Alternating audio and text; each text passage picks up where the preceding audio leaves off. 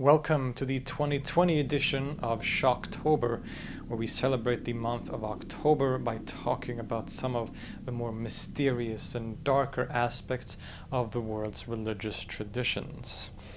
And when it comes to the region of Arabia and the Middle East, there is perhaps no more famous creature or monster than the jinn, of course, and we will or have already dedicated a whole other video specifically to the jinn, depending on how I choose to release these videos. But in this video we're going to be looking at some of the lesser known characters in the folklore of Arabia.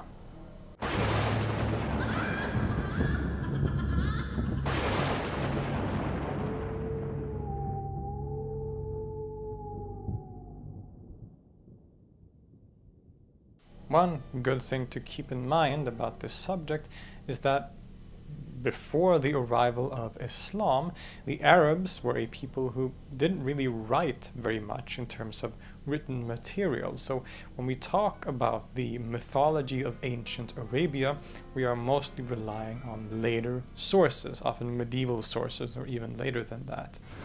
And the primary of these sources is actually the stories of the Arabian Nights, or more properly called the 1001 Nights, since a lot of the stories originate from regions outside of Arabia. There are a lot of Persian stories, a lot of Indian stories, and so on.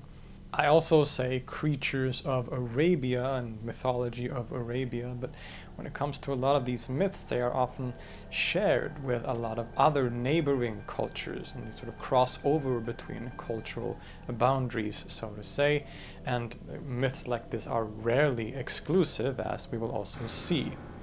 There are also sources about this from medieval zoological or philosophical treatises that gives us enough information, at least, that we know a fair amount about some of the mythology that existed in the region of Arabia. Number one, the Ruh or Anqa. There are plenty of stories about giant bird-like creatures in many cultures, and Arabia is no different. We find two recurring birds, in fact, the Ruh and the Anqa. The Ruh is a giant bird of prey that is so large that it is said to be able to grab entire elephants with its feet. It is thought to live in or come from the island of Madagascar and features in several stories and accounts. The most famous account of the Ruh comes from the Arabian Nights and the story of Sinbad the Sailor, which in itself is one of the most famous stories in that collection. Sinbad actually runs into the Ruh on two occasions, on his second and his fifth voyage. And the first time, Sinbad is stranded on a desert island, desperate to escape to come back to civilization, when he suddenly finds an enormous bird egg. And as he's inspecting this egg, the sky suddenly turns black or dark because the mother Ruh suddenly appears. Now, as the Ruh is later sleeping, Sinbad ties his turban to the feet or the leg of the Ruh, which then in the morning flies off to distant lands where Sinbad can sort of untie himself and quickly hide behind a rock. So he escapes the Ruh this time and it flies back home, but not before grabbing a giant serpent with its feet to feed on. The second time Sinbad encounters the Ruh does not go as well. This time the sailor and his crew find another Ruh egg on an island, and despite Sinbad's warnings, they crack open the egg and eat the chick inside. Obviously not the greatest idea, as the two parent Ruhs then appear and enact their revenge by basically destroying their boat and killing the entire crew except for Sinbad himself, who narrowly escapes. Outside the Arabian Nights, we have other accounts as well. For example, from the famous actual person and traveler Ibn Battuta, he describes how he once saw what he thought was a flying mountain over the China seas, before, of course, realizing that it was in fact a Ruh bird. Rule of thumb, if a creature can be mistaken for a mountain, it's generally pretty big. Similar to the ruh, the anqa is said to be a beautiful, large, usually female bird that can be found very poetically at, quote, the place of the setting sun. It is sometimes depicted as a phoenix, a griffin, an eagle, or sphinx.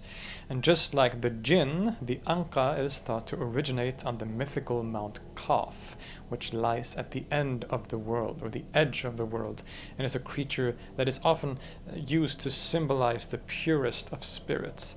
In fact, in the writings of the mystic Ibn Arabi, the anqa is described as, quote, the dust cloud within which God opens up the forms of the universe. So you can see that the anqa is often used in a symbolic fashion to describe mystical or metaphysical ideas. Whereas the ruh is often presented as an intimidating and dangerous creature, the anqa is usually benevolent and represents things like purity, nobility, and beauty. As already stated, these birds, of course, remind us of other giant birds in mythologies and cultures around the world. In particular, there is, of course, a very strong connection here with the Simurg of Persian mythology, who often functions in a very similar way and has become a very important symbol in Sufism in particular, much thanks to the poet Fariduddin Attar's masterpiece, The Conference of the Birds. Similarly, the anqa, which I have just described, is used by Ibn Arabi in a treatise he wrote called the Ittihad al-Kawni, in which he describes meeting four different birds sitting in the tree of creation, or the tree of existence at the center of creation, as he is having one of his mystical experiences. And one of these birds is indeed the anqa. Number 2, the Bahamut. The Bahamut is a legendary giant fish or whale. There's something about mythology and very large things. The Bahamut is an unfathomably large creature, much larger than anything that has ever lived on this earth as far as we know.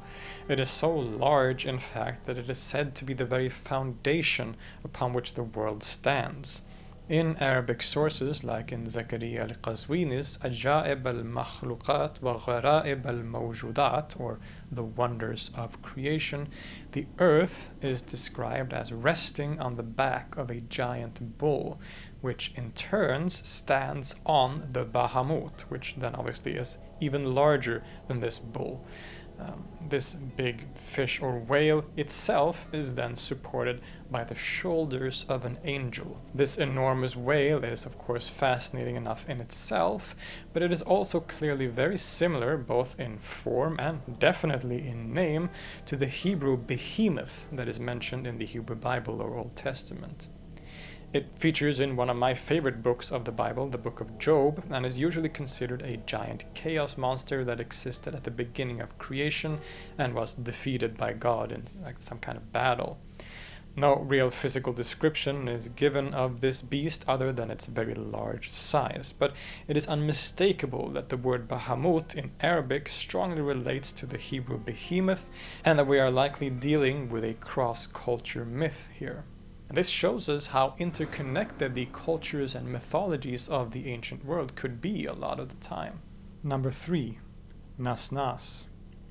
Perhaps the most monstrous and gross creature that we'll talk about today is called the Nas.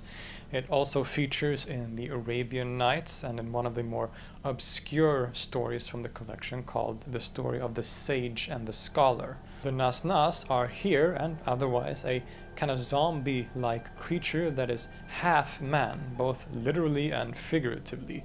In a figurative sense, it is thought that the Nas is the unholy offspring of the union of a human being and a shaq, which is a kind of jinn or evil demon-like creature.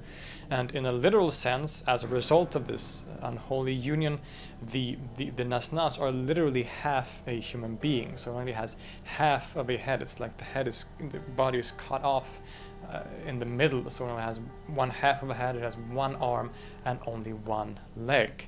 But don't let that fool you, because apparently they can jump and move at terrifying speeds despite their only having one leg. And if one of them catches up to you, that's very bad news, because according to some stories, a single touch from a Nas means instant death. Truly the stuff of nightmares, the Nasnas are seen by some as a kind of jinn, while others consider them unique creatures of their own. Why would someone ever think to come up with such a terrifying creature, you ask? I wish I knew. Number 4. Dandan. Returning to the world of very large animals, the so-called dandan is another giant fish or whale.